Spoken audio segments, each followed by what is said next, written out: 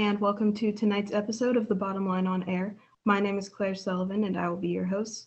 Each week, we will explore our campus's current events and breaking news stories, and we are using this space to dig deeper and to elevate discourse and understanding and to put names to faces on the FSU campus. Tonight, we are joined by Jenica Braxton, a program specialist in the Office of Diversity, Equity, and Inclusion, who will share what she observed in terms of highs and lows related to social change on campus this semester, and outgoing SGA President Noah DeMichele about an unforgettable year and what is next for him.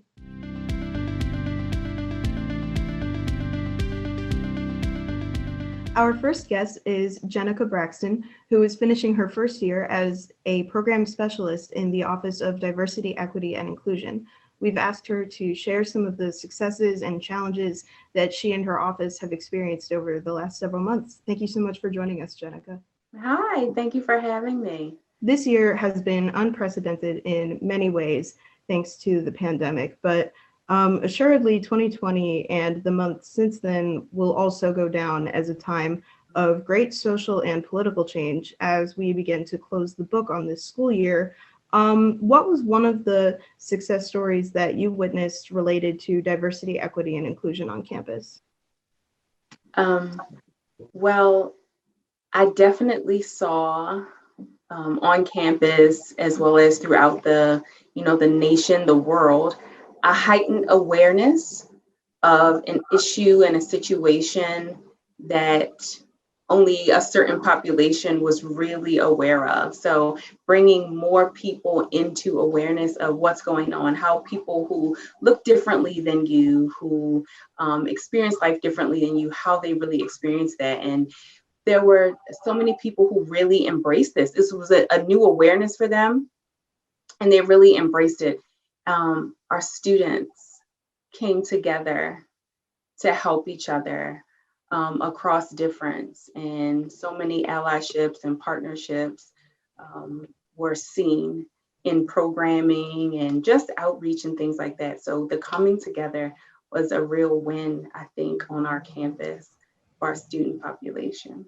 So given all that you have witnessed this year, what is one notable area that could use improvement on campus related to these goals? Okay. So while I see the university making efforts to address our, social issues that have come to light recently, I do see that, and I hear that students don't really feel the action behind the words. So students are looking for places for change, and for many of our students, they've heard people say things. We want to do this. We don't support discrimination, bias, racism, all of the isms that are really coming to light. But students are looking for action. They want to be able to pinpoint how they're being supported and what these words mean. They want to see words in action. So I think that kind of building that gap between, bridging the gap between, the words of support and the actions of support that students can really see and feel is an area of growth that, we have an opportunity to grow there on the university. Yeah, absolutely. I agree. It's much easier to say things as opposed to like the actual follow through. I think that's a really good point. So your office supported and hosted numerous events this year. What was the most impactful in your opinion, and why? So there were a couple of things that really stuck out to me. So through our office, we collaborated with, or we partnered with, the Office of Civic Engagement on the Times Talk. And the Office of Civic Engagement had already been doing Times Talk Thursdays around democracy. So our office had the opportunity to partner with them and take turns, with one week being democracy and the other week being diversity, equity, and inclusion. And so those talks that were open to the entire campus community, faculty, staff, students, really provided a place for some rich dialogue and sharing of ideas in a respectful and safe place. And that was one that I really enjoyed. And I think that once we are able to see what the fall semester brings, bringing more people into those conversations and having more student voices. I really enjoyed the times we had student voices. And speaking of student voices, in the fall, there was a candlelight vigil that was organized by a group of students. And I had the opportunity to kind of sit in on some of those planning sessions and to see how well the students worked together, how thoroughly they planned, how open they were to listen to each other, to really support a community that maybe they didn't belong to, but they recognized something's not right here. And we support what's right, so we support you. So seeing those students come together from different organizations, different backgrounds, different interests and identities, and work together for one common social justice issue was really beautiful. And I was thankful to be a part of that. It's inspired and planned many of the events in response to national and local injustices this year, and you advised many of those who wanted to spur action. What advice do you have for students who want to continue that work locally, and what should they do and how should they get started? So I would encourage students to make partnerships, to look to your allies, and not count people out at first glance.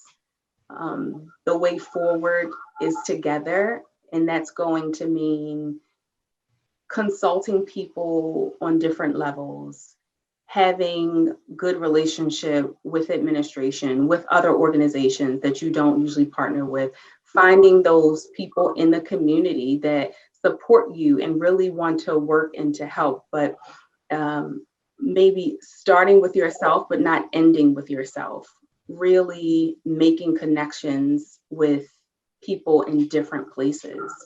So I think that's really important to remember. So looking forward to next year, what do you and the Office for Diversity, Equity, and Inclusion have in the works? What can we look forward to? So hopefully these Times talks will be able to happen in person and we will bring in more voices.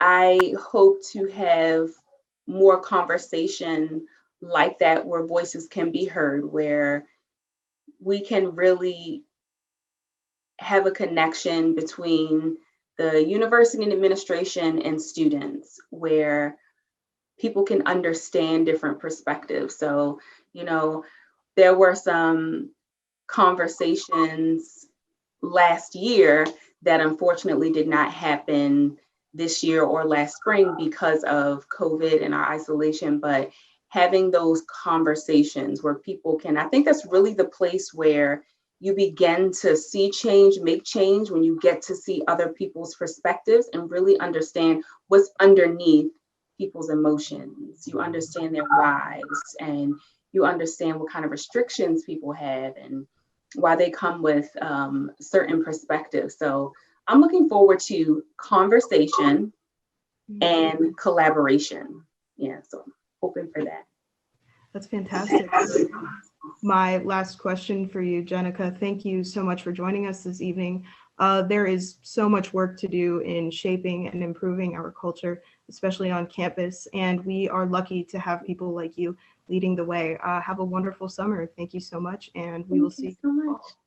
Thank you.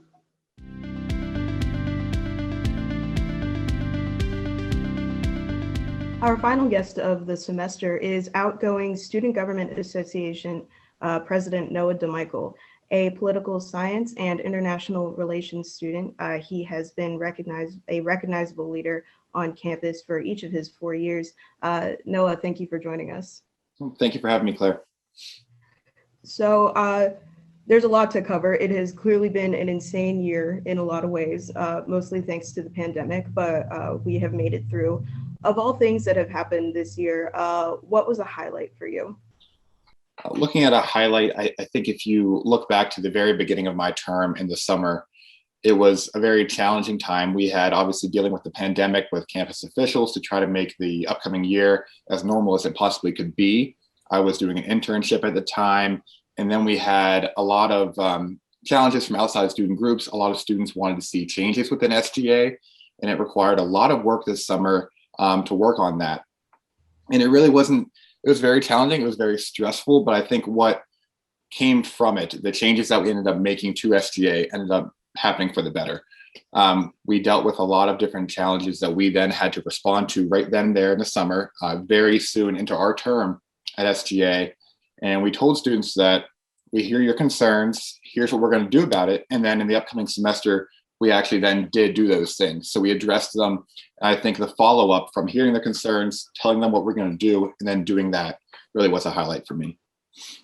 That's great. So while the pandemic presented its own health and safety challenges, students needed more support in other ways too, including like mental health and academic accommodations. In general, how do you think Frostburg met those challenges? I don't think that really any university or public body of any kind of sort has done a perfect job handling the pandemic. I think it's really it's not desirable at all to be able to make those decisions.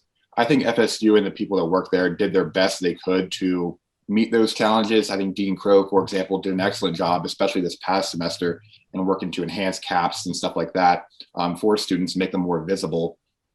Obviously, I wish I wrote like 2 or 3 different proposals for PCNC grading, and I wish that would have taken effect past semester or past 2 semesters, I suppose, but that's not always the way it goes.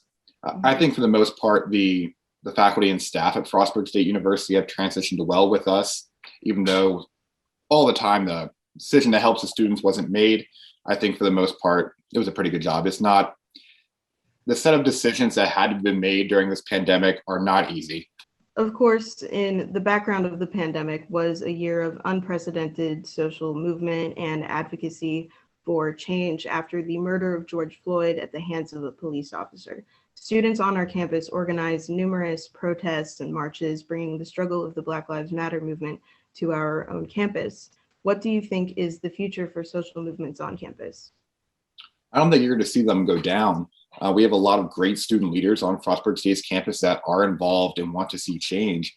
And I think until the overarching system is changed, whether that's locally, on a state level, or nationally, you're not going to see a decrease in these kind of social movements, because students particularly, really want to see change and they want to make their voice heard. And until that system changes, you're not going to see a decrease in that kind of social movement. And I don't think there should be either. So under your administration, the Frostburg SGA has implemented many new changes, including the introduction of the judiciary branch and changes in eligibility to run for SGA president and vice president. So of all the things that you accomplished, what are you the most proud of? And what is one thing that you would have liked to accomplish but didn't get around to? I think the thing I'm most proud of is the last one that you mentioned there, Claire, was increasing the eligibility to run for president and vice president and the debate that came with it. I'm really proud of the debate because I think what that does is it changes obviously opening up who can run for president will create naturally more candidates that run. Like at least we see this past year, we had a contested election for the first time in a decade or so, I think. But the debate that comes with it really makes the election about ideas. It makes it about goals for the students, qualifications. It makes it about all these things that students want to see and they need to see in their elected leaders. Instead of just, okay, well, this is the one person running for president, there's my choice, that'll be the SGA president. Now it makes it a lot more contentious, hopefully. It makes it about ideas. It just makes it so much more immersive. And I hope that drives engagement with the elections. It brings more people out to run for SGA. And that's really the thing that I wish we could have done that we didn't get a chance to, is solving that problem of bringing more people out to run for SGA. That's still a very difficult thing to do. And I think the next couple of administrations will see that as well. But really, if we can build on having these contested presidential elections now, we have a exchange of ideas with the debate. If then what we can do is bring more people out so that all positions are contested and are focused on ideas. So everyone that's running for SGA is deeply invested in it and tells about what their goals are. If we can do that, I think it'll be the best thing for the students and the best thing for the organization. But that's still a mystery right now, is how to get more people to come out to SGA. Right. So what is one lesson you learned as SGA president that you will take with you for the rest of your career, your life in general? I think the biggest thing that I used as SGA president, and that I will obviously continue to use in any kind of career or future setting, is kind of the combination of critical thinking and foresight. So the central mandate for SGA is to obviously advocate on behalf of the students. Anything you do, you need to be adhering to that mandate. But there's the faculty, there's the staff, there's the administration, there's community that also give input, and kind of you're kind of emboldened to as well, because you need to hold up those relationships in order to get things done. So whenever you're faced with a tough decision, I think you really need to focus on, okay, is this option going to first adhere to the mandate of advocating for the students? Then what will happen on these other things? So what if I do this, how will it impact my relationship with the administration, which I need to be successful? How will it impact my relationship with the faculty? How will it do this? As long as you can make sure that you're adhering to that central mandate of advocating for the students, then what you need to do is look at other possible outcomes and see where it will work out the best for the organization as well. It's really a tough thing. You need to kind of look into the future a little bit. You don't always get it right, but if you can weigh the options, make sure you're advocating on behalf of the students and doing the best that you can otherwise, I think you'll end up right more often than you are wrong. That's a great answer. So last question, what's next for you? What are you doing after this? I'm going to take a little bit of a break this summer, I think. And then in August, I am going to Berlin, Germany, not Pennsylvania, for an intensive language course as a kind of a gap year before I apply for grad schools. That's extremely exciting. Noah, thank you so much for your leadership over the last year. I think students have really benefited from having you as kind of like a channel of communication between the administration and the student body. And we wish you all the best as you move forward onto the next chapter. And of course, thank you for joining us this evening. Yeah, thanks so much, Claire. I appreciate you having me on. We want to thank our guests, Jenica Braxton and Noah DeMichele, for joining us for the final episode of The Bottom Line on Air for the semester. We have so enjoyed delivering news to you in this new format. If you connected with our show and are interested in joining the Bottom Line staff next year, either in this medium or in print, reach out to us at thebottomline@frostburg.edu. Both paid leadership roles and writing staff positions are available for the 2021 to 2022 semester, and we look forward to having you on our team. A final thank you to the many who supported our show, including Melanie Lombardi, FSU TV3 cable manager, and Cassie Conkllin, associate producer, Delaney Bluebaugh, the Bottom Line's editor-in-chief, and countless others. A special thank you to the Department of Communication for the use of their resources. And finally, this show is a collaboration between FSU TV3 and The Bottom Line. To stay connected with us, you can find The Bottom Line at thebottomlinenews.com and on Facebook and Twitter. FSU TV3 can also be found on social media and at frostburg.edu/FSU TV3. Thank you for joining us. My name is Claire Sullivan, and this has been The Bottom Line on Air. Good night.